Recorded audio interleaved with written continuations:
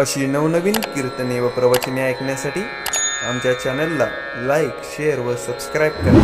ब्रह्मानंदं परमसुखदं केवलं ज्ञानमूर्तिं द्वन्द्वातीतं गगनसदृशं तत्त्वमस्यादिलक्ष्यम् एकं नित्यमिमदमचलं सर्वधी साक्ष्यभूतं भावातीतं त्रिगुणरहितं सद्गुरुं तन्नमामि. विनायकं गुरुं नौमि साखरे नाम विश्रुतं येषां चरणसान्निध्यात् जीवा मुक्ता भवन्ति. साखरे वंशविख्यातं ज्ञानदानपरायणं विनायकं गुरुं वन्दे भवबन्धविमुक्तये. तरी झडझडोनी वहिला निघ, ये भक्तीचे वाटे लाग, जिया पावशी अविंग निजधाम माझे. ग्रंथराज ज्ञानेश्वरी अध्याय 9व्या अध्यायातील 516 क्रमांकाची ओवी आहे. या ओवीतून संत सम्राट श्री ज्ञानेश्वर महाराज मनुष्य जीवाला उपदेश करतात की भक्ती मार्गाचं अनुसरण करा. कधी करा तर त्याच्याकरता त्वरा करा, घाई करा. का करा? जो कोणी या भक्ती मार्गाचं अनुसरण करेल तो जे भगवंताचं निजधाम ना वास्तव्याचं ठिकाण आहे त्या धामाला, त्या स्वरूपाला तो प्राप्त होईल, असं या ओवीतून भाव प्रगट केलेला आहे. आजचा हा चिंतनाचा योग आहे की आपल्या भारतीय त्या संस्कृतीमध्ये, वैदिक धर्मामध्ये काही मनुष्य म्हणून जन्माला आल्यानंतर काही कर्तव्य सांगितली बरं का. आणि ती कर्तव्य जर काय असतील तर पहिलं कर्तव्य आहे, जवळ हे सकळ सिद्ध आहे, हात चालावया पाये, तव तो आपुले सोहित पाहे, तीर्थयात्रे जाय चुकू नको. जोपर्यंत शरीर चांगलं आहे, मन चांगलं आहे, बुद्धी चांगली आहे, इंद्रिय चांगले आहेत, तोपर्यंत माणसाने देवदेव करावं. मग त्याच्यामध्ये तीर्थयात्रा आली. करावी का केलंच पाहिजे? केलंच पाहिजे बरं का. कधी करावं? जोपर्यंत चांगला आहे तोपर्यंत, शरीर चांगलं आहे तोपर्यंत. कुठं कुठं जावं, काय काय करावं, पुष्कळ त्याचा विचार मांडलेला आहे. एकंदर या भारत भूमीमध्ये वर्णन केले शास्त्रामध्ये, पुराणामध्ये. आपल्या अंगावरती 3.5 कोटी केस आहेत बरं का. आपल्या शरीरावरती जे रोम आहेत ना, आपल्याला मोजता येणार नाही, पण त्याचं गणित दिले 3.5 कोटी. जेवढे रोम आहेत तेवढे या भूतलावरती तीर्थ आहेत बरं का. 3.5 कोटी. एका एका रोमामध्ये जे छिद्र आहे ना, त्याच्यामध्ये एक एक पाप बसलेला आहे बरं का. त्याच्यामध्ये पाप बसलेला आहे. आणि त्या पाप निवृत्ती करता तेवढी तीर्थ करावीत असं वर्णन केलंय. अवघड आहे आयुष्य पुरायचं आपल्याला. कारण 100 वर्षाचं आयुष्य, त्या 100 वर्षाच्या आयुष्यामध्ये 50 झोपेमध्ये जातात, 50 मध्ये 25 वर्ष बालपण, तारुण्यपण, रोगराई याच्यामध्ये जातात. काय उरले भजनाशी पाहे ते गा. शत गणिले ते अर्धरात्र खाय. 100 पैकी 50 झोपेमध्ये जातात, त्याला काही करावं नाही, आपोआप जातात. राहिलेल्या 50 मध्ये काही बालपण, तारुण्यपण, म्हातारपण, रोगराई किती शिल्लक राहतं हातामध्ये? काही राहत नाही तसं. लोक म्हणतात बघू रिटायर झाल्यानंतर जाऊया, वेळ शिल्लक झाल्यानंतर जाऊया, पण वेळ शिल्लक राहणं आपल्या हातात नाहीये ना, हातात नाहीये. या कलियुगाचं वर्णन करताना असं वर्णन केले, सर्व युगापेक्षा कलियुगामध्ये आयुष्य अल्प आहे, फार थोडं आहे बरं का. आणि थोड्या आयुष्यामध्ये आपल्याला काहीतरी करायचं आहे. काय करायचं आहे? काहीतरी चांगलं करायचं आहे जीवनामध्ये. मग ते करण्याकरता काय करावं? काही भक्ती मार्गाचं अनुसरण करावं असं शास्त्रांनी वर्णन केले, कथाकथित नाही बरं काय. कारण नरदेहाची निर्मिती करताना ईश्वराने कशा करता केली? 84 लक्ष योनी आहेत. त्याच्यामध्ये सर्वात श्रेष्ठ योनी म्हणजे मानव योनी आहे. फक्त एकच योनी श्रेष्ठ आहे की या नरदेहामध्ये आपल्याला त्या देवाला ओळखता येतं. देवाला ओळखता येत. नवे नवे असं वर्णन केले. देवाने ही सृष्टी निर्माण केली. निर्माण केल्यानंतर त्यांनी या विश्वाकडे सृष्टीकडे पाहिलं आणि पाहिल्यानंतर त्याच्या लक्षात आलं मला ओळखणारा कोणीच नाही. त्यावेळी देवाला वाटलं मला ओळखणारा कोणीतरी निर्माण करावा म्हणून आम्हा तुम्हाला देवाने निर्माण केलं. पण असा हा मनुष्य इरसाल निघाला, ज्याने निर्माण केला त्यालाच ओळखायला तयार नाही बरं. त्यालाच ओळखायला तयार नाही. देवाने निर्माण केलं कशा करता? मायबापाची इच्छा काय असते? मुलाने सांभाळावं, पण मुलगाच सांभाळत नाही मायबापाला.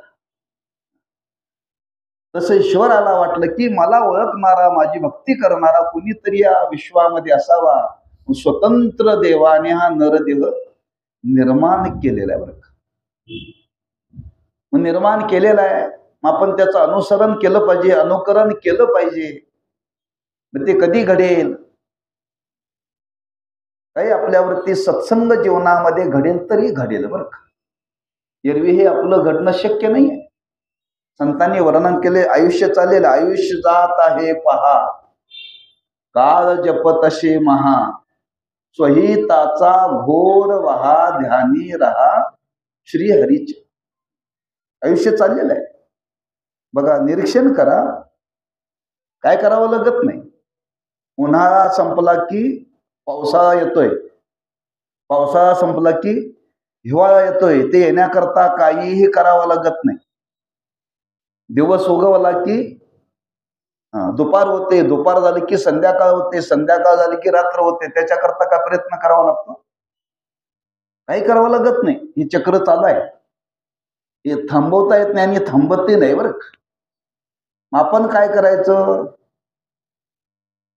आपण याच्यामध्ये जीवनामध्ये काहीतरी वेळ काढून आपल्या जीवनामध्ये चांगल्या मार्गाचं अनुसरण करा. मग चांगल्या मार्गाचं अनुसरण करा म्हणजे कुठं जावं? जिथं देवाचं वास्तव्य आहे, जिथं संतांचं वास्तव्य आहे, तिथं माणसाने आयुष्यामध्ये जाण्याचा प्रयत्न करावा. या भूतलावरती ही तीर्थ सांगितली, क्षेत्र सांगितली. तिथं काही क्षेत्रामध्ये देवाचं वास्तव्य आहे आणि काही क्षेत्रामध्ये संतांचं वास्तव्य आहे. तीर्थ आणि क्षेत्राचं वर्णन करताना वर्णन केलंय. तीर्थ कशाला म्हणतात आणि क्षेत्र कशाला म्हणतात? क्षेत्र म्हणजे जमीन. ज्या जमिनीला, ज्या भूमीला देवाचा वा संतांच्या चरणाचा स्पर्श झाला त्याला म्हणतात क्षेत्र. आणि ज्या जलाला नाम, ज्या पाण्याला देवाचा वा संतांचा स्पर्श झाला त्याला म्हणतात तीर्थ. जमीन सगळीकडे सारखीच आहे, काय फरक नाहीये. पण ज्या स्थळाला, ज्या महात्म्यांचा स्पर्श झाला ते जमीन न राहता ते क्षेत्र झालं बरं. ते क्षेत्र. पाणी सगळीकडे सारखंच आहे, पण ज्या पाण्याला देवाच्या वा संतांच्या चरणाचा स्पर्श झाला त्याला तीर्थ म्हणतात. अशी जगामध्ये मोजकी आहे त्या तीर्थाच्या ठिकाणी, त्या क्षेत्राच्या ठिकाणी जावं, अट्ठासाने जावं, प्रयत्नाने जावं का त्या स्थळाचं आणि त्या तीर्थाचं महात्म्य प्रत्येक क्षेत्रात प्रत्येक तीर्थाचं महात्म्य सांगितलेलं आहे बरं का. आळंदीच्या तीर्थाचं महात्म्य सांगितलंय की इंद्रायणीचे जे पाणी आहे ना त्या पाण्यामध्ये असं सामर्थ्य आहे. आपली जी हाडं आहेत ना ती हाडं त्या इंद्रायणीमध्ये जर विसर्जन केली तर त्या हाडाचं पाणी होत. हस्ती नासती उदकिया नामदेव महाराजांनी वर्णन केलंय. असं कुठं होत नाही बरं का.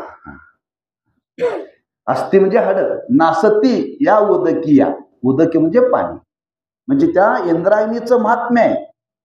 मग ती कुठं विसर्जन करावीत, कुठं पण नाही बरं का. जिथं ज्ञानेश्वर महाराजांची समाधी आहे त्या समाधीच्या मागं पुंडलिकरायाचं मंदिर आहे आणि त्या पुंडलिकरायाच्या मंदिराच्या मागं कुंड आहे. त्या कुंडामध्ये ती विसर्जन करावीत. म्हणजे त्या पाण्याचं सामर्थ्य आहे, पाण्याचं सामर्थ्य आहे. फक्त इंद्रायणीमध्येच घडतं, बाकी ठिकाणी घडत नाही बरं का.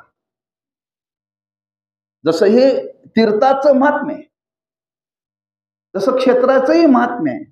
ज्या क्षेत्रामध्ये गेल्यानंतर आपल्या जीवनामध्ये काही परिवर्तन घडतं, काही पुण्य प्राप्त होतं, अशी तीर्थ आणि क्षेत्र या भूमीवरती आहेत. तिथं जाण्याचा प्रयत्न करावा. कुठं कुठं जावं, जिथं ज्याची श्रद्धा आहे तिथं त्यांनी जावं असं वर्णन केले. जगामध्ये सगळीकडे जावं, पण जिथं ज्याची श्रद्धा आहे तिथं जाण्याचा आपण प्रयत्न करावा. अशी अनेक भूतलावरती जी क्षेत्र तीर्थ सांगितली ती जीवनामध्ये करावी. ती करत असताना आपण त्या भारतभूमीमध्ये अनेक संत होऊन गेले या कलियुगामध्ये. कारण या भारतभूमीचं वर्णन करताना वर्णन केले ही भारतभूमी म्हणजे देवभूमी आहे आणि त्यात महाराष्ट्र भूमी म्हणजे संत भूमी आहे. म्हणजे भारतामध्ये सगळे देवाचे अवतार झाले आणि महाराष्ट्रामध्ये जवळजवळ सगळे संतांचे अवतार झाले. देव भूमी आणि संत भूमी म्हणून महाराष्ट्र भूमी संत भूमी आहे. अनेक त्या महाराष्ट्राच्या भूमीमध्ये अनेक संत अवतीर्ण झाले. त्यापैकी अनेक संत अवतीर्ण झाले याच भारतभूमीमध्ये, या महाराष्ट्र भूमीमध्ये साक्षात प्रभू रामचंद्राचा अवतार असलेले समर्थ रामदास स्वामींचा अवतार झालेला आहे. आणि त्यांनी ज्या भूमीमध्ये वास्तव्य केलं ती भूमी आहे सज्जनगड आणि त्या गडाला आपण जाऊन आलेलो आहोत. रायगड वेगळा आणि सज्जनगड वेगळा. गडच आहे. रायगडावरती छत्रपती राजेंनी वास्तव्य केलं आणि सज्जनगडावरती सज्जनांनी वास्तव्य केलं. सज्जन नाम संत, गडच आहे तो. मग त्या भूमीचं काही महात्म्य, फार सुंदर इतिहास आहे त्या संत महात्म्यांचा. आता आपण सज्जनगडाच्या ठिकाणी जाऊन आल्यामुळं त्या निमित्ताने थोडस काहीतरी त्या स्थळाचं, त्या महात्म्याचं वर्णन केलं पाहिजे बरं का.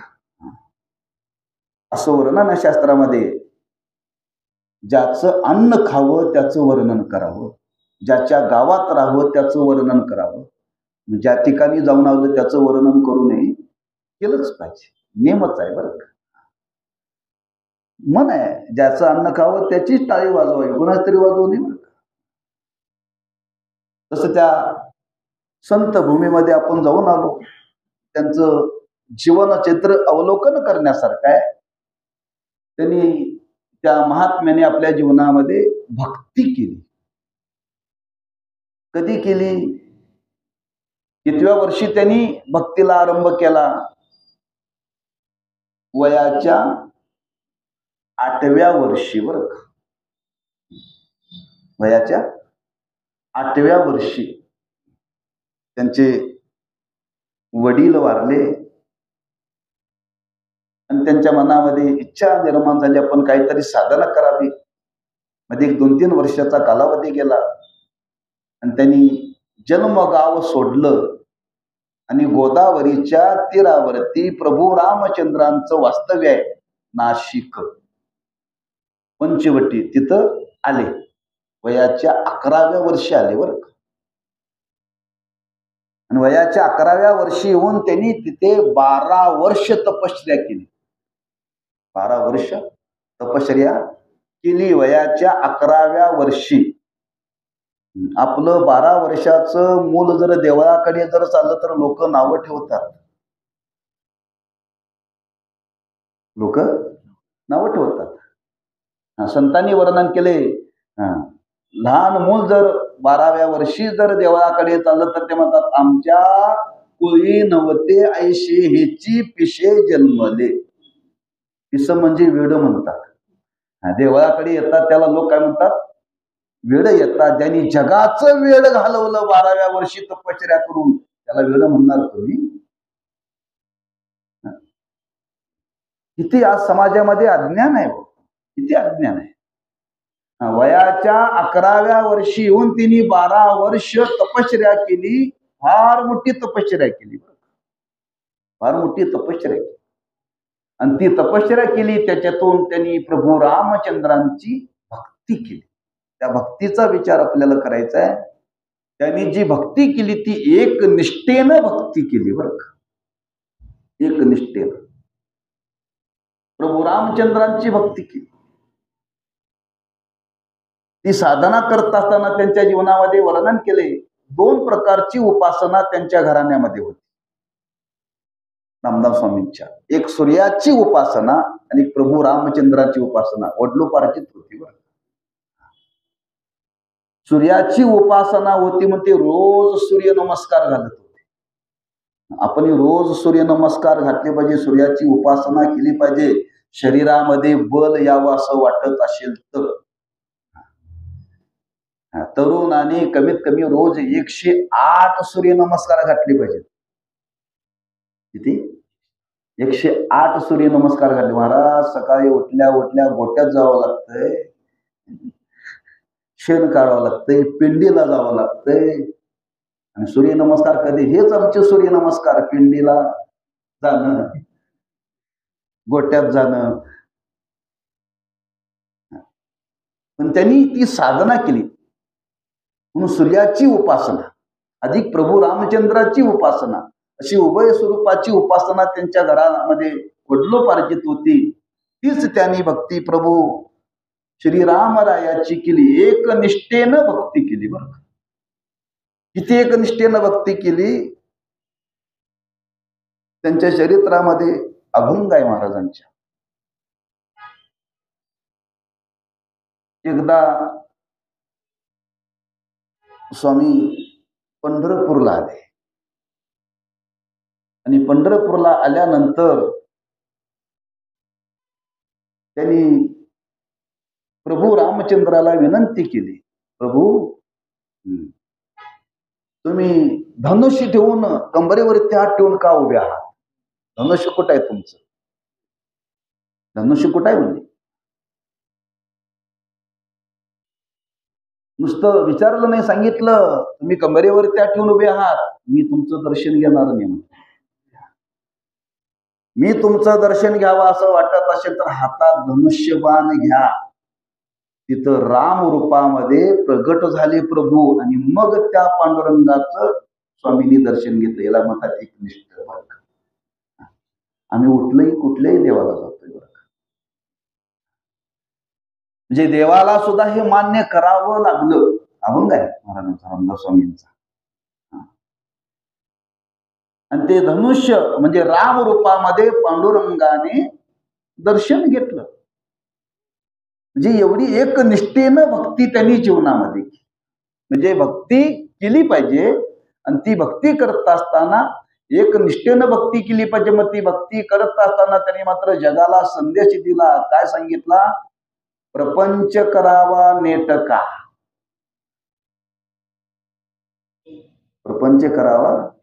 लोकांची समजूत आहे यांना प्रपंच जमला नाही म्हणून ही परमार्थ करण्याकरता निघाले.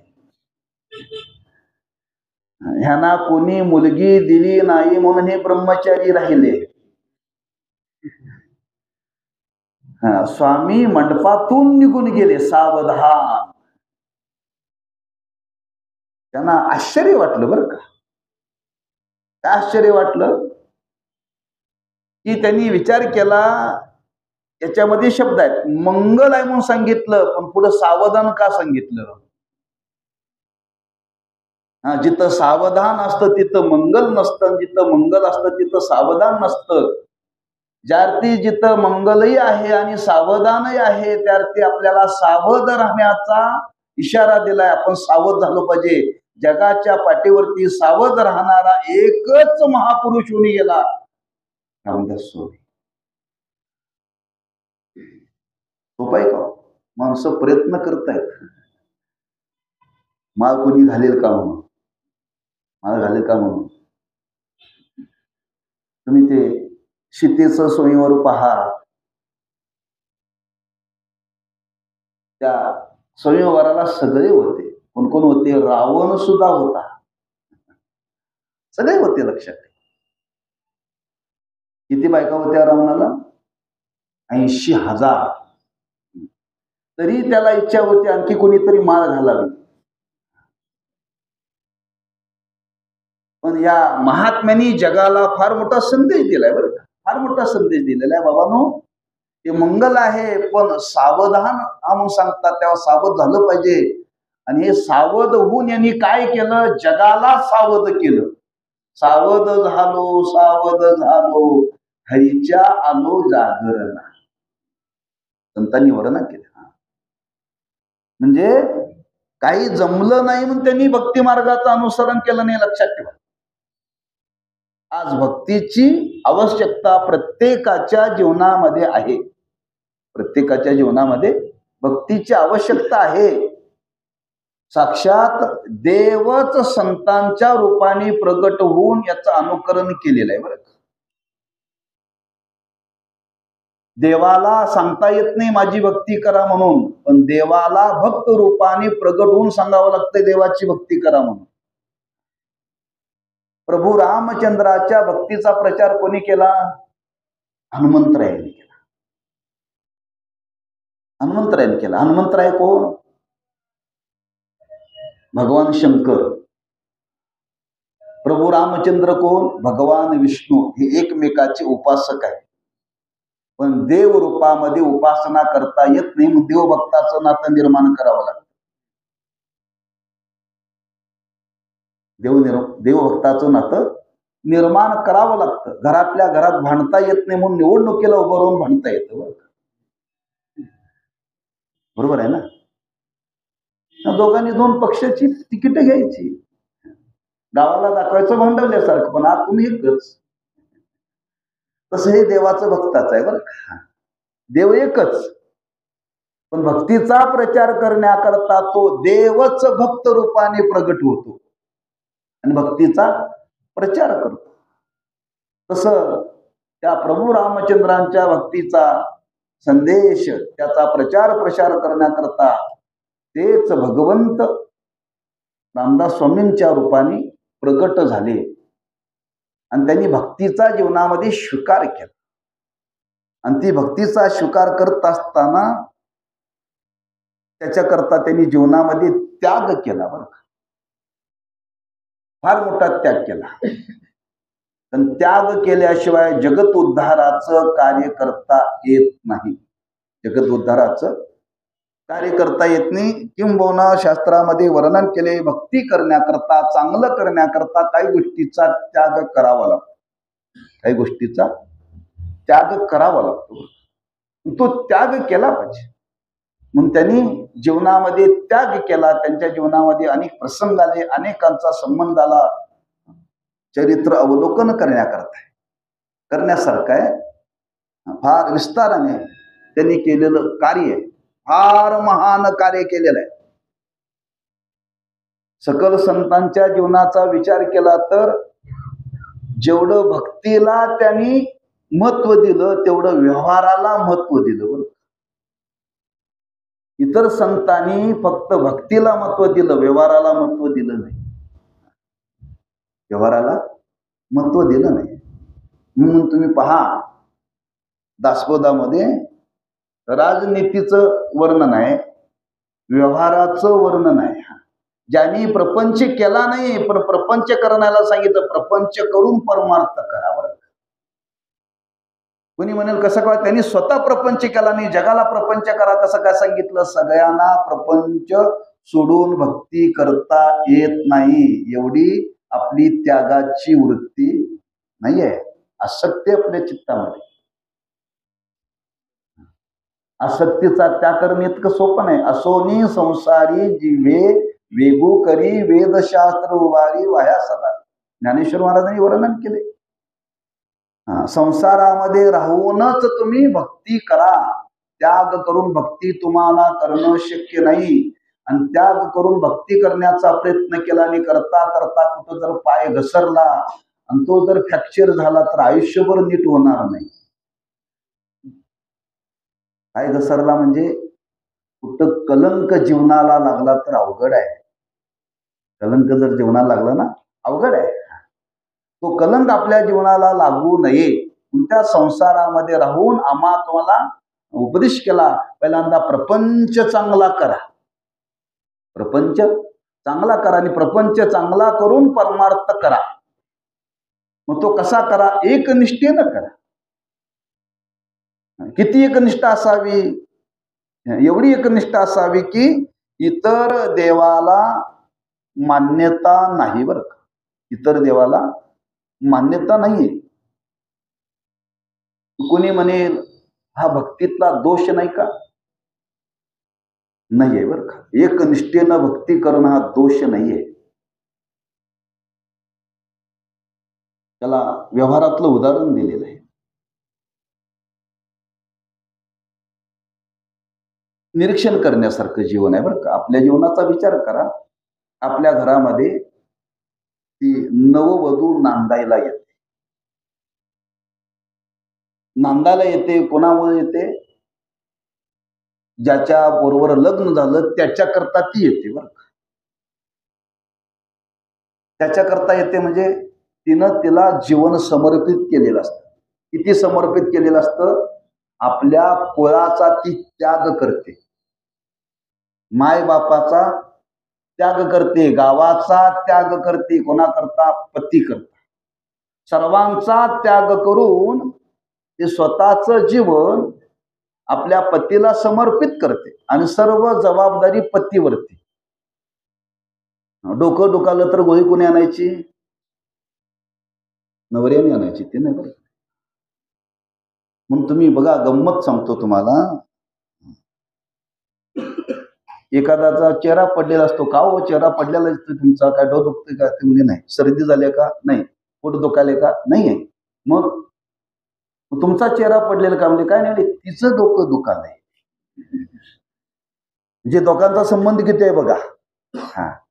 तिचं डोकं दुखाल्यानंतर याच्या जीवनावरती परिणाम होतो का? यानं स्वीकारलंय तिनं. तिच्या भरणाची पोषणाची जबाबदारी त्याच्यावरती आहे. आता तिने सर्वस्व जीवन पतीला समर्पित केलेलं आहे. आता ती आलेली आहे, कोणाच्या सेवेकरता आलेली आहे? पतीच्या सेवेकरता. पण तो पती काय सांगतो? माझ्या आई वडिलांची सेवा केली पाहिजे. बरं का, माझ्या भावाची केली पाहिजे, भाऊजाची केली पाहिजे, आल्या गेल्या मित्रांची केली पाहिजे, आल्या गेल्या नातेवाईकांची केली पाहिजे. पण ती करते. पण करत असताना तिच्या चित्तातला भाव पहा. बरं का,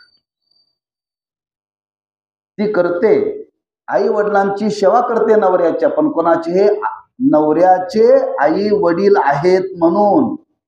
त्यांच्या संबंधाने बरं का. धीराची सेवा करते कोणाच्या संबंधाने, हा पतीचा भाऊ आहे म्हणून. आल्या गेल्या नातेवाईकांची ती सेवा करते, त्यांचे नातेवाईक आहेत म्हणून. त्या सर्वांची ती सेवा करते, पण पतीविषयी असलेलं प्रेम किंचितही कमी होत नाही. याला म्हणतात एकनिष्ठ. हा, पतीमुळं मायबापाची, पतीमुळं भावाची, पतीमुळं नातेवाईकांची, पण या सगळ्यांची सेवा करताना पतीविषयी असलेलं प्रेम कमी होत नाही. तसं एकच देव जगामध्ये माना, याच्यामुळे हा देव. एका देवाला मानून इतर देवाची भक्ती केली तर दोष लागत नाही. आणि या पद्धतीने त्यांनी जीवनामध्ये ही भक्ती एक निष्ठेनं केली. आणि त्या भक्तीचा त्यांनी प्रचार केला समाजामध्ये. बघा, भक्ती मार्गाचं अनुसरण केलं पाहिजे, भल्या भल्याना त्यांनी उपदेश केला.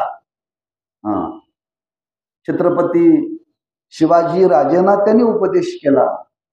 राजनीती काय आहे ही कोणी शिकवली? स्वामींनी. बरं का, फार मोठा त्यांचा अभ्यास राजकारणाचा. पहिले गुरु त्यांच्या जीवनातले रामदास स्वामी. म्हणजे राजांना जो संबंध आला तो साधूंच्या जीवनाचा संबंध आला. बरं का, त्यानंतर तुकोबारांच्या जीवनाचा संबंध आला. म्हणजे पूर्वीच्या काळामध्ये राजे लोक कोणाकडे जात होते सल्ला घेण्याकरता? नुसता सल्ला नाही, त्यांना गुरु मानत होते, सत्संगामध्ये राहत होते. वर्णन केलेलं आहे. म्हणजे पूर्वीच्या काळामध्ये राजे लोक सुद्धा साधूच्या संगतीमध्ये राहत होते. तुम्ही काळ पहा, अलीकडचा काळ थोडासा बदललाय. अलीकडे सुद्धा लोक जातात, जात नाही असं नाही, फक्त निवडणुकीच्या काळात जातात. बरं, निवडणुकीच्या काळात आशीर्वाद घ्यायला हे सतत जात होते. बरं, त्या छत्रपतींच्या जीवनातलं वर्णन केलंय. तुकोबारांचं त्या देहू परिसरामध्ये, म्हणजे पुणे जिल्ह्यामध्ये बऱ्याच ठिकाणी त्यांची कीर्तन व्हायची. आणि ती कीर्तन होत असताना छत्रपतींना वाटायचं आपण कीर्तन ऐकायला जाऊ. मग ते जेव्हा जेव्हा वेळ मिळेल तेव्हा तेव्हा छत्रपती तुकोबारांच्या कीर्तनाला येऊन बसायचे. कीर्तनाची वेळ म्हणजे संध्याकाळची, नाही का. मग संध्याकाळी लोक जातात कुठं? जात नाही. जिथं जायला पाहिजे तिथं जात नाही, लक्षात ठेवा. गुरुवारी साखरे महाराज गमतीनं सांगतात की का मंत्र्याला, आमदाराला भेटण्याकरता गेले. संध्याकाळची वेळ होती. पियेनं सांगितलं, महाराज तुमचा आणि साहेबांचा संबंध फार चांगला आहे, मला माहिती आहे, घनिष्ठ आहे, पण संध्याकाळी साहेब मूड मध्ये नाहीत म्हणून सांगितलं. काय सांगितलं त्यांनी? साहेब संध्याकाळी मूड मध्ये नाहीत. काय समजायचं तुम्हाला कळेल, माझ्यापेक्षा तुम्हाला याचा जास्त अनुभव आहे. म्हणजे संध्याकाळची जी भेटायची वेळ आहे ते आता भेटण्याच्या मूड मध्ये नाहीत, म्हणजे शुद्धीत नाहीत. पण छत्रपती संध्याकाळी राजकारभार करून आलेलं टेन्शन घालवण्याकरता कीर्तन ऐकायला जात होते. आणि आताचे लोक राजकारण करून आलेलं टेन्शन घालवण्याकरता कुठं जातात? टिंब टिंब ठिकाणी जातात. त्यातला मुद्दा मला आपल्याला मांडायचा आहे. त्या साधूच्या संगतीमध्ये या अनेक थोर पुरुषांचा संबंध आला, त्यात छत्रपतींचा संबंध आला. आणि अशी भक्ती त्यांनी जीवनामध्ये केली, त्या भक्तीचा प्रचार केला. त्या भक्तीचा प्रचार करत असताना फार त्यांनी प्रचार केलाय. बरं का, कशी भक्ती करावी त्यांनी समाजाला शिकवलं. बरं का, शिकवलं. फार घेण्यासारखं या महात्म्यांच्या जीवनात. आता संन्यस्त जीवन असल्यामुळं भिक्षा मागून खावं हा विधी आहे. संन्याशाने भिक्षा मागून खावं. गुरुस्थानी भिक्षा मागू नये, त्याने काम करूनच खावं. स्वामींचा रोजचा नेम पहाटे उठावं, गंगेचं स्नान करावं, गोदावरीचं, प्रभू रामचंद्रांचा काकडा करावा, पुढचा काळ साधनेमध्ये घालावा आणि माध्यान्हाला भिक्षा मागायला जावं. रोज त्यांचा क्रम भिक्षा मागायला जाण्याचा. ते रोज एक ठिकाणी भिक्षा मागायला जात होते. भिक्षा मागत असताना प्रसंग त्यांच्या जीवनामध्ये असा आला की भिक्षा मागत असताना ज्या रोज आळीमध्ये गल्लीमध्ये जात होते भिक्षा मागायला, त्या आळीमध्ये एक अशी बाई होती की स्वामी भिक्षा मागायला आली की ती शिव्या द्यायची. बरं, ती शिव्या द्यायची, शिव्या देत होते, पण स्वामी रोज तिच्या दारात जायचे. त्यांना वाटायचं शिव्या तरी आपल्याला कोण देतंय, त्या सुद्धा आपण स्वीकारल्या पाहिजेत ना. ओव्या म्हणण्यामध्येही वाणी खर्चच आहे आणि शिव्या देण्यामध्ये सुद्धा वाणी खर्चच आहे. ते म्हणायचे आपल्या करता शिव्याच्या रूपाने का विना पण हिनं वाणी खर्च केल्या कधी आपण तिचा स्वीकार करावा. तिचा त्यानं तिरस्कार कधी केला नाही बरं का स्वामी. पण रोज जायचं, किती शिव्या दिली तरी ते जायचंच. एक दिवशी असा प्रसंग आला, भिक्षा मागायला गेल्यानंतर ती मावशीबाई पोतोरा घेऊन सारवत होती. रोजच्या स्वभावाप्रमाणे स्वामीजी आल्यानंतर तिला राग आला आणि रागाच्या भरामध्ये जो पोतोरा होता ना तो पोतोरा फेकला त्यांच्या अंगावरती. रामदास स्वामींना वाटलं आज ही खरी रोजच्या पेक्षा उदार झाली, रोज शिवाय देतो ते आज पोतोरा दिलं मी,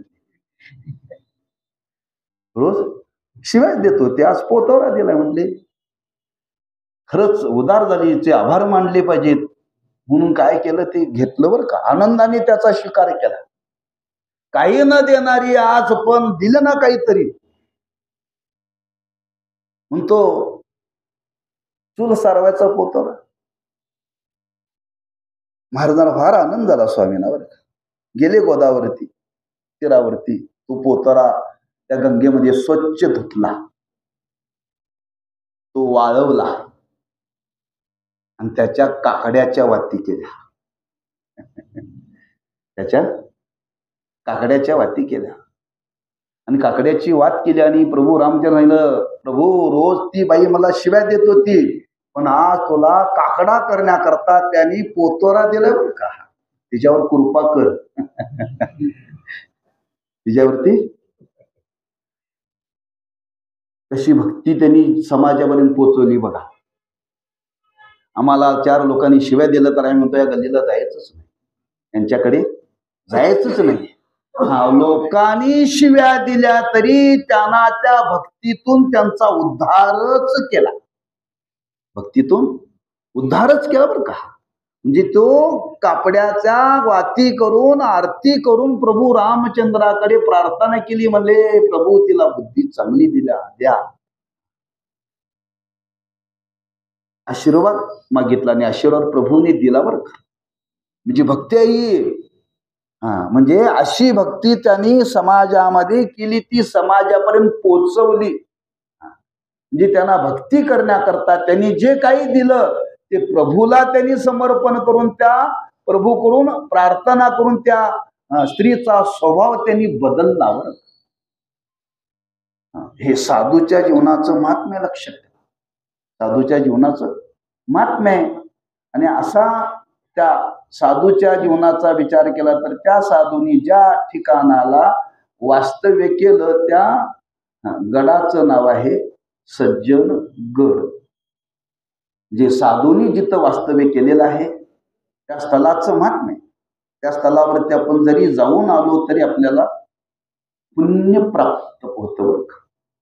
पुण्य स्थळाचं महात्म्य जिथं जिथं त्या साधू महात्म्यांनी वास्तव्य केलेलं आहे त्या ठिकाणी जावं. का जावं तर त्या स्थळाचं वर्णन करताना असं वर्णन केलंय की त्या साधूंनी केलेली साधना, त्या साधनेतून त्यांचे अणुरेणू तिथं पसरलेले असतात. अणुरेणू तिथं पसरलेले असतात. आणि त्या ठिकाणी गेल्यानंतर माणसाला एक रम्य समाधान प्राप्त होत. रम्य समाधान प्राप्त होत. हे महात्मे राहतात असं क्वचित ठिकाण आहे. गड म्हणजे उंच आल्यावर एकांतात राहतात. लोकसंग्रह करण्याचे 2 प्रकार आहेत. काही महात्म्यांना लोकसंग्रह आवडत नाही म्हणून ते एकांतात राहतात. कुठं राहतात? एकांतात राहतात. आणि लोकसंग्रह करता त्यांनी जी वाङ्मय निर्माण केलं, या वाङ्मयाच्या द्वारे त्यांनी लोकांचा उद्धार केला. असं त्यांनी ठिकाणी निवडलं की ते एकांत आहे, ते उंचावरती आहे, तिथं कोणी येऊ नये का कोणी यावं म्हणून ते ठिकाण निवडलं.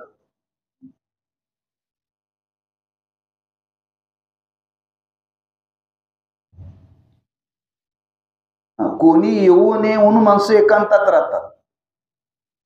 पण आज माणसं तिथं जाता येत नाही तरी माणसं चढून जातात. बरं, चढून जातात.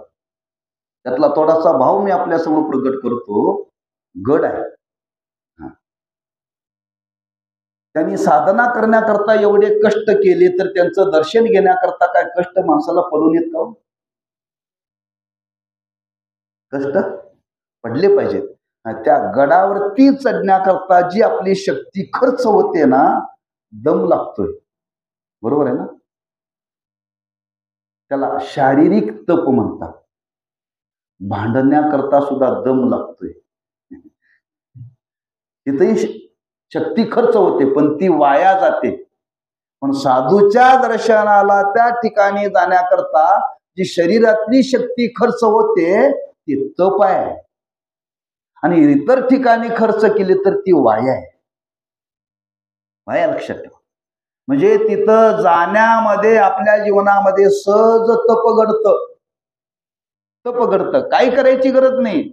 अशा ठिकाणी जाण्यामध्ये कष्ट आहेत, त्या कष्टाचं पर्यवसान तपामध्ये आहे. आणि ते शारीरिक तप घडतं बरं का. आणि शारीरिक तपाने शरीर शुद्ध होतं. शरीर शुद्ध होतं. सोनं तापलं की शुद्ध होतं.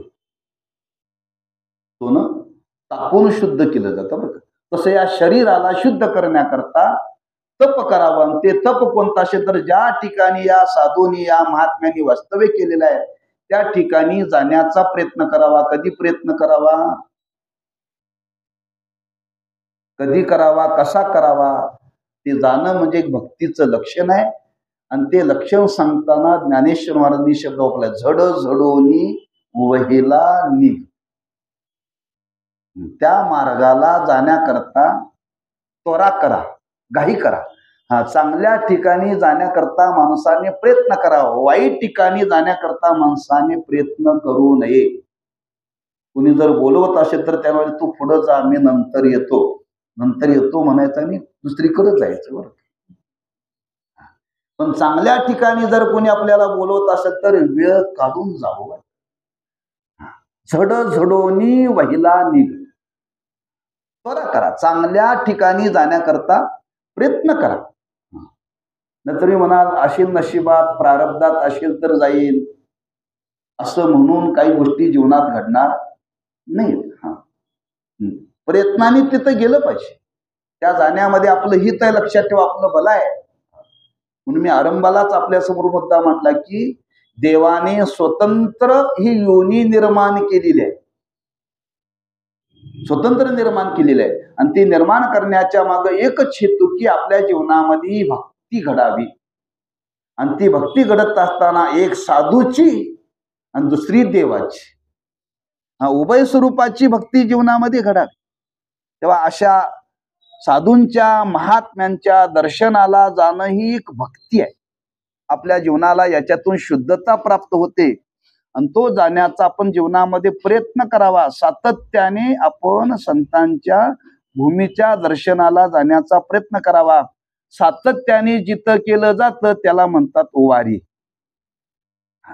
सातत्यानं कधीतरी गेलं जातं त्याला वारी म्हणत नाहीत बरं. कधीतरी जाणं त्याला वारी म्हणत नाहीत, सातत्यानं जाणं त्याला वारी म्हणतात. मग त्या साधूच्याही ठिकाणी आपण जीवनामध्ये जाण्याचा प्रयत्न करावा. आणि तो प्रयत्न करत असताना त्या महात्म्यांच्या जीवनातला आदर्श घ्यावा की त्यांनी जीवनामध्ये भक्ती केली आणि ती भक्ती करण्याकरता त्यांनी स्वतःचं जीवन समर्पित केलं. आपण जीवन समर्पित करू शकत नाही, पण आपल्या आयुष्यामध्ये आपण आपल्या जीवनामध्ये जोपर्यंत शरीर चांगलं आहे, जोपर्यंत मन चांगलं आहे, जोपर्यंत बुद्धी चांगली आहे, तोपर्यंत त्या इंद्रियाच्या द्वारे बुद्धीच्या द्वारे त्या गोष्टीचा आपण जीवनामध्ये उपभोग घेण्याचा प्रयत्न करावा. संतांनी वर्णन केले, शरीराचं सामर्थ्य निघून जातं, बुद्धीची शक्ती कमी होते आणि माणसं जातात बरं का. गमतीनं सांगितलं जातं, एक वयस्कर मनुष्य प्रभू रामचंद्राच्या मंदिरामध्ये दर्शनाला गेला. वयस्कर, वय झालं होतं, दात पडले होते बरं का, दात पडले होते. आता दात पडल्यामुळं त्याला राम म्हणता येत नव्हतं, ते काय म्हणायचं, लांब लांब, काय म्हणायचं, लांब. आता प्रभू रामचंद्राच्या मंदिरात गेलाय, त्याला राम म्हणता येत नाही, लांब. देव म्हटले तू आतापर्यंत लांबच राहिला, असे बरोबर आहे. आतापर्यंत तू लांबच राहिला, आता तू किती राम म्हणण्याचा प्रयत्न केला तरी तुला राम म्हणता येणार नाही, का तोंडात दातच नाही. जोपर्यंत दात आहे तोपर्यंत तुम्ही राम म्हणू शकता, दात पडले की राम म्हणता येत नाही, लांबच, ते लांबच राहा. याचा अर्थ काय, जोपर्यंत इंद्रिय चांगले आहेत तोपर्यंत बरं का हा प्रयत्न करावा. दात पडल्यानंतर देवाचं नाव घेता येत नाही, शरीरातली शक्ती कमी झाल्यानंतर जाता येत नाही, पराधीनता निर्माण होते. म्हणून या संतांच्या भूमीला, देवाच्या भूमीला कधी जावं, जवळ सकळ सिद्ध आहे, जोपर्यंत शरीर चांगलं आहे तोपर्यंत मनुष्याने जाण्याचा प्रयत्न करावा. म्हणून मी आरंभाला सांगितलं, हे तारुण्यातलं कार्य आहे आणि त्या तारुण्य वयामध्ये हे आपण स्वीकारावं. जग काय म्हणतं याच्याकडे लक्ष देऊ नका. जग दोन्ही बाजूनं बोलतं बरं का, जग दोन्ही बाजूनं बोलतं. संतांनी वर्णन केले, लग्न केलं तर आसक्ती फार होती म्हणून केलं, नाही केलं तर कोणी दिली नाही म्हणून केलं नाही म्हणतात बरं का. लोक तैसा ओक धरिता धरता धरविना वर्णन केले बरं का. दोन्ही बाजून लोक बोलतात. तुम्ही चांगलं केलं तरी लोक बोलतात आणि वाईट केलं तरी लोक बोलतात, देवदेव केलं तरी लोक बोलतात, देवदेव नाही केलं तरी लोक बोलतात. मग करावं का न करावं, लोकांचा विचार करू नये. आपल्या जीवनामध्ये काय कर्तव्य आहेत आणि ती कर्तव्य करत असताना ह्या वयामध्ये या शरीराने आपण ही साधना करावी, त्या साधूच्या दर्शनाला जाण्याचा प्रयत्न करावा आणि त्यांनी जीवनामध्ये जी भक्ती केली त्या भक्तीचा जीवनामध्ये स्वीकार करावा. भक्ती करायची म्हणजे काय करायचं, काय करायचं नाही, फक्त आपल्या जीवनामध्ये असलेलं प्रेम देवाला द्यायचं, बाकी काहीही देवाला द्यावं लागत नाही. आपली समजूत आहे, भक्ती करणं म्हणजे देवाला काहीतरी द्यावं लागतं, काहीतरी द्यावं लागतं, म्हणजे काहीच द्यावं लागत नाही, लक्षात ठेवा. फक्त त्याला प्रेम द्यावं लागतं. म्हणून संतांनी वर्णन केले, हेची थोर भक्ती आवडते देवा, संकल्पावी माया संसाराची. माया म्हणजे तिथं प्रेम शब्द आहे बरं का. जे संसारावरती प्रेम करतात ते प्रेम देवाला द्या. सोपे आहे, फार भक्ती अवघड नाही, लक्षात ठेवा. फक्त त्या देवाला प्रेम द्यावं लागतं आणि ते प्रेम प्रत्येकाच्या जीवनामध्ये आहे. आणि प्रेम देणं म्हणजेच देवाची भक्ती. मग ते प्रेम कसं द्यायचं,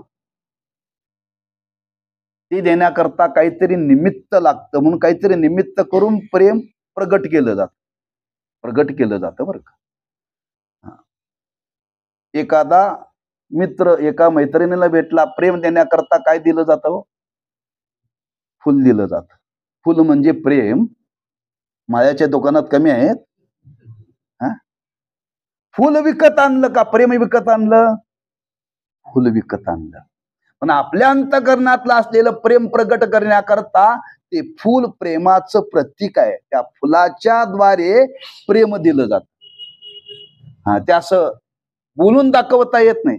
प्रेम नये सांगता बोलिता दाविता अनुभव चित्ता चित्त जाणे. प्रेम हे बोलून दाखवता येत नाही. त्याचं वर्णन करता येत नाही. मग ते काहीतरी निमित्त करून प्रगट करावं लागतं. म्हणून त्या भगवंताची भक्ती करता असताना काहीतरी ते प्रेम देण्याकरता एखादी वस्तू देवाला द्यावी लागते. आणि ती देवाला देणं म्हणजे प्रेम आहे. आपल्या अंतःकरणातलं प्रेम देवाच्या चरणी समर्पित करायचं आहे. आणि ती देण्याकरता प्रत्येकाने प्रयत्न करा. कसा करा? झड झडोनी वहिला निघ. वहिला म्हणजे बाजूला निघ. कशातून? प्रपंचातून. कोणाला निघ म्हणतात?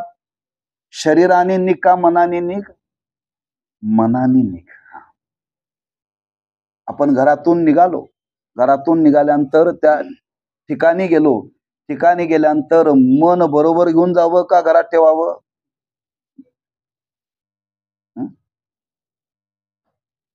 मन बरोबर घेऊन जावं. आणि तिथं गेल्यानंतर बघा कसं चालतंय आज समाजामध्ये. घरातली माणसं एखाद्या तीर्थाच्या ठिकाणी गेलो, आपण सज्जनगडावरती गेलो, तिथं पोचल्यानंतर आपलं लक्ष कुठं? घराकडे असतं. आणि घरातल्या लोकांचं मन कुठं असतं? हे बहुतेक गडावरती पोचले असतील बरं का. हे गडावरती. आणि गडावरती गेलेले ते म्हणते बहुतेक उसाला तोड आली असेल बरं का. म्हणजे गडावर गेलाय त्याचं मन आहे घरात, आणि जे घरात आहे त्यांचं मन आहे गडावर. मग कोण गेलेले खरे चांगले? म्हणून तिथं वहिला निघ म्हणजे मन त्याच्यातून बाजूला करा. त्या प्रपंचातून मन बाजूला करा आणि ते मन देवाला द्या. त्याच्याकरता त्वरा करा. म्हणून पुढं वर्णन केले. तू मन हे मीची करी माझी या भजनी प्रेम धरी सर्वत्र नमस्कारी मज एकाते. म्हणून जड जडोनी त्याच्याकरता त्वरा करा, घाई करा. चांगल्या कार्याकरता माणसाने प्रयत्न करावा. जेवढा आयुष्यातला चांगला काळ चांगलं करण्याकरता जेवढं खर्च करता येईल तेवढा माणसाने प्रयत्न करावा. आणि असा जर आपण प्रयत्न केला तर कालांतराने देव जिथं राहतो त्या ठिकाणाला आपल्याला जाता येतं. देवाचं राहण्याचं ठिकाण आहे निजधाम. कायमचं त्या जागेला नाश नाही. त्या निजधामाला प्रत्येकाला पोचता येतं. त्या धामाला गेला की पुन्हा आपल्या जीवनामध्ये दुःख नाही, जन्ममरणाचं दुःख नाही, हे सगळं निवृत्त होतं. हे सामर्थ्य त्याच्या भक्तीमध्ये आहे. आणि अशी भक्ती आपण जीवनामध्ये करण्याचा प्रयत्न करावा असा उपदेश ज्ञानेश्वर महाराजांनी या उभीतून सकल जीवांना केलेला आहे. म्हणून तरी झड झडोनी वहिला निघ हे भक्तीचे वाटे लाग जिया पावशी अव्यंग निजधाम माझे असा थोडक्यामध्ये भाव या ओवीचा आपल्या समोर प्रगट केलेला आहे. आजच्या ह्या प्रसंगाच्या निमित्ताने सत्संगातून आपण केलेला आजचा हा उपक्रम अतिशय चांगला आहे बरं का. असा काहीतरी उपक्रम राबवत जा. माणसं जेवायला येतात हो. जेवण्याने घडतं काय? 4 तासाची भूक भागते. पण चांगले विचार जर आपले आले तर 4 दिवसाची भूक भागते, किंबहुना अनेक वर्षाची भूक भागते बरं का. अन्न खाल्लं की आता खाल्लं की उद्या सकाळी रिकामं पोट होतं हो. आणि हे चांगले विचार जर आपल्याला या निमित्ताने मिळाले, तसं पोट भरण्याकरता त्या बुद्धीला सुद्धा भूक लागते ना. बुद्धीची भूक कशाने निवृत्त होते? ज्ञानाने. आणि ज्ञान कुठे मिळते? सत्संगातून मिळतं. म्हणून ह्या अन्नदानाबरोबर ज्ञानदानाचंही कार्य आपण करण्याकरता प्रवृत्त झाला तेव्हा मला वाटते प्रभू रामचंद्राने आणि समर्थांनी आपल्याला ही दिलेली बुद्धी चांगली आहे.